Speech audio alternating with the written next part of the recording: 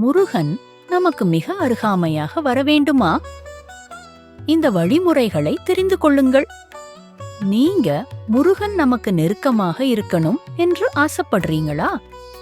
ஒரு பெரிய தீட்சை வேண்டாம். மிக எளிய சில வழிகளை கண்டுபிடிச்சிருக்கோம். முதலாவது, தினமும் ஒரு முறையாவது சொல்லுங்க. ஓம் சரவணபவா. இந்த ஒரு வார்த்தை போதும்.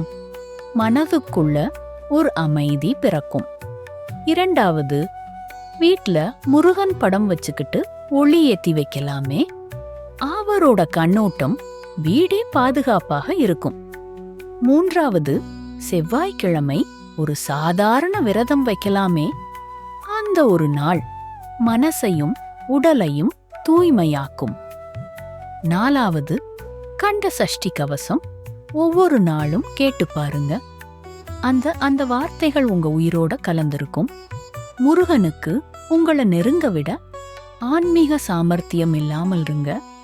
நம்ம மனசுக்கு உண்மையான அன்பு இருந்தா போதும்.